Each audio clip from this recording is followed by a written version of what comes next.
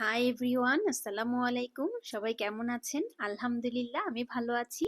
আজ আমি তৈরি করব একদম ঘরোয়া উপকরণ দিয়ে সফট এবং পারফেক্ট স্বাদের একটি কেক।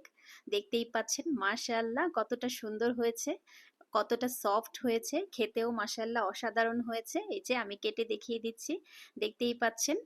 মাশাআল্লাহ মাশাআল্লাহ, অনেক মজা হয়েছে, অনেক সফটও হয়েছে। পারফেক্ট স্বাদের এই কেকটি তৈরি করার জন্য আমার যা লাগবে তা হচ্ছে, প্রথমেই আমি নিয়ে নিয়েছি রুম টেম্পারেচারে 4টি ডিম। ডিমগুলো আমি একে একে ভেঙে নিয়ে নিয়েছি। আমি এখানে 4টি ডিম নিয়ে নিয়েছি। এখন আমি একটি ইলেকট্রিক বিটারের সাহায্যে ডিমগুলোকে বিট করে নিব।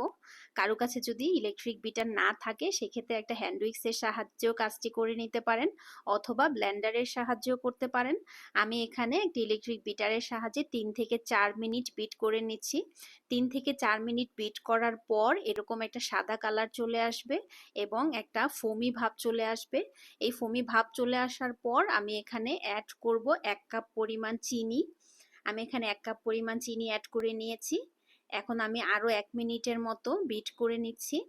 এই পর্যায়ে আমি অ্যাড করব 1 কাপ পরিমাণ তেল। তেলটা দেওয়ার পর আমি আবারও 10 থেকে 20 সেকেন্ডের মতো বিট করে নিচ্ছি। এই পর্যায়ে আমি একটি লেবু গ্রেটারের সাহায্যে সবুজ অংশটা গ্রেট করে দিয়ে দিচ্ছি। এতে খুবই সুন্দর একটা ফ্লেভার আসবে। সাথে আমি একটু লেবুর রসও অ্যাড করে নিচ্ছি এবং দিয়ে দিচ্ছি 1 চামচ পরিমাণ ভ্যানিলা এসেন্স। দিয়ে আমি আবারও 20 থেকে 30 সেকেন্ডের মতো বিট করে নিচ্ছি।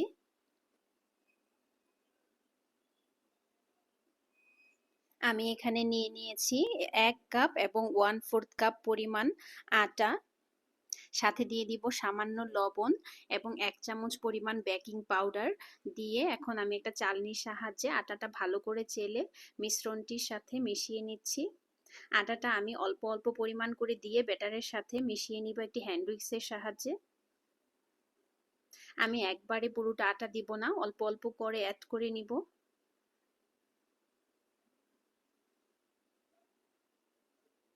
দেখুন, এভাবে ঘুরিয়ে ঘুরিয়ে হ্যান্ড উইক্সের সাহায্যে আটাটা মিশ্রণটির সাথে ভালো করে অ্যাড করে নিতে হবে, মিশিয়ে নিতে হবে। এই পর্যায়ে আমি আবারও একটু ভ্যানিলা এসেন্স অ্যাড করে দিচ্ছি।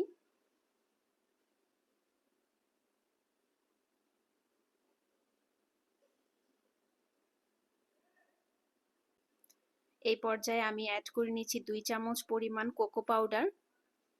কোকো পাউডারটা অপশনাল, কেউ যদি দিতে না চান অ্যাভয়েড করতে পারেন, অথবা কেউ যদি আরেকটু ডার্ক কালার করতে চান তাহলে কোকো পাউডারটা আরেকটু বাড়িয়েও দিতে পারেন।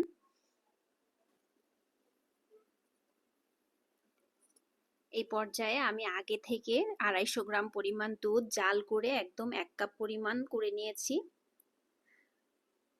এই যে আমি এখানে 250 গ্রাম পরিমাণ দুধ জাল করে কমিয়ে ঠান্ডা করে নিয়েছি। এই পর্যায়ে দুধটা অ্যাড করে নিয়ে আমি ভালো করে হ্যান্ড উইক্সের সাহায্যে ব্যাটারের সাথে মিশিয়ে নিচ্ছি। দেখুন, এই পর্যায়ে প্রায় আমার ব্যাটারটা রেডি হয়ে গেছে। এখন আমি যে পাত্রে কেকটা তৈরি করব সেটা সেট করার পালা।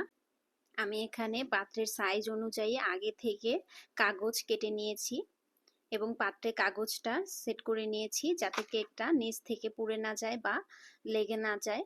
দেখুন, এখন আমি কাগজের উপরে একটা ব্রাশের সাহায্যে তেল ব্রাশ করে নিয়েছি। এখন আমি ব্যাটারটা সেট করে নিচ্ছি। ব্যাটারটা সেট করে নিয়ে আমি একটি কাঁটা চামচের সাহায্যে ভালো করে নেড়ে চেড়ে ভেতর থেকে এয়ার বাবলসগুলো বের করে দিব।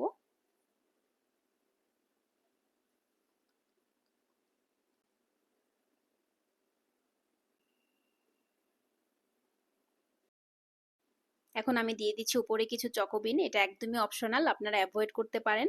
এখন চুলায় আমি একটি পাতিল বসিয়ে দিয়েছি। পাতিলটি 3 থেকে 4 মিনিট প্রি হিট করে নিয়েছি। এখন পাতিলের উপরে আমি আমার কেকের বাটিটা সেট করে নিব। এটা কাচের ঢাকনার সাহায্যে ঢেকে দিচ্ছি। কাচের ঢাকনার সাহায্যে ঢেকে উপরে আরও একটি ঢাকনা দিয়ে ঢেকে মিডিয়াম লো হিটে 50 মিনিট জাল করে নিব।